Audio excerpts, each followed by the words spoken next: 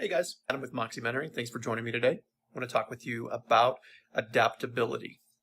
In the Marine Corps, there is saying that no plan ever makes it beyond first contact. The reason that saying is so on point is that you never really can predict what's going to happen after that initial contact.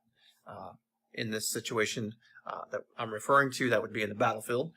And the same can be said, I think, for healthcare staffing and for recruiters in general, is that, you can start with the best plan of action, you can be intentional, but there will always, until the end of time, be things that come that are unexpected and that take a situation sideways. And so it is critical to your sanity, first and foremost, and to your success, that you are prepared for those situations. And how do you prepare for the unexpected? You expect the unexpected. Train and overtrain for situations that you would never in a million years expect to happen. Because guess what? If you've been doing this long enough as a recruiter, you know it's probably going to happen eventually. You've heard the stories.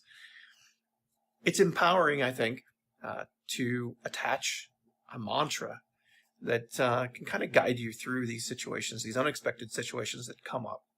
In the Marine Corps, it was improvise, adapt, overcome.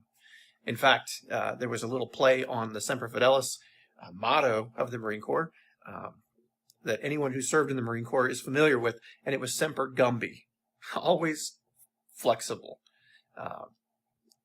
Marine Corps is known to have fewer resources, a smaller budget than other branches of the armed forces. Actually, it is a source of pride for Marines who have served to speak about that, the fact that they were, as a branch, able to accomplish so much with so few resources.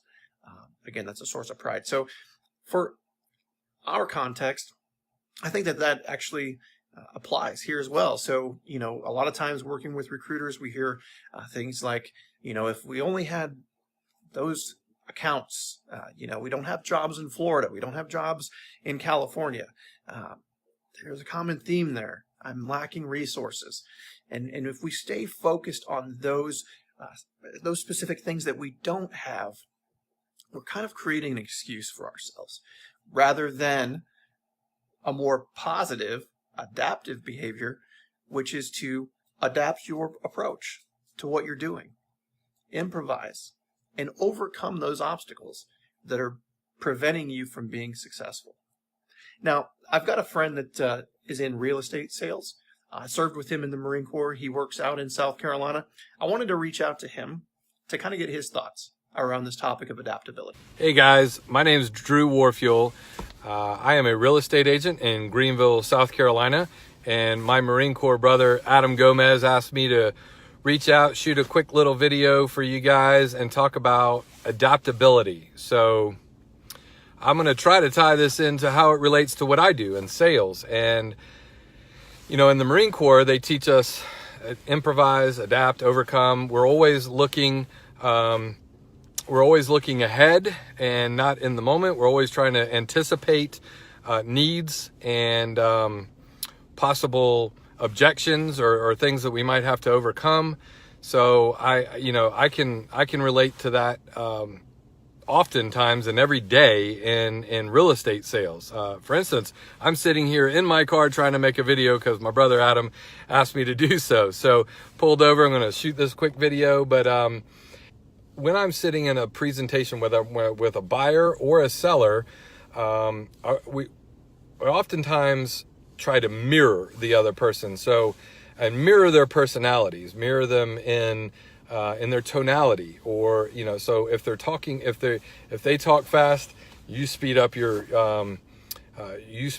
speech, and if they talk slow, or they're just need to take a little bit longer to digest and understand what you're talking about, you do that.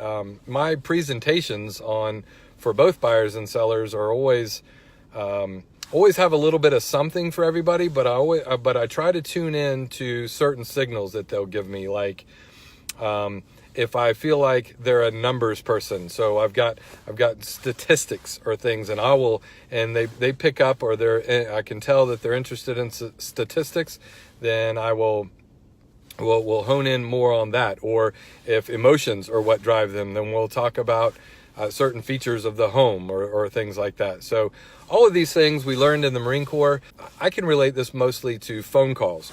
We do a lot of phone calls and prospecting. So you have to pick up on these things and ask the certain questions and really dig into their why. So when you're able to do that, then you can switch. I never know what type of person that I'm going to be talking to. Thanks so much, Drew. I appreciate you doing that, brother. Great to get another perspective. I felt like you really drove the point home about the importance of adaptability, and especially love the fact that you dug into, how you present and how you present to buyers and sellers, and how that, takes on a different look and feel depending on the individual. So important to anyone in sales or in recruitment that you understand what is important to the individual that you're speaking with and what's motivating their decision. It truly allows you to put yourself in a position to be more beneficial and valuable to them at the end of the day, which is what this is all about. Thanks so much, Drew. I appreciate it.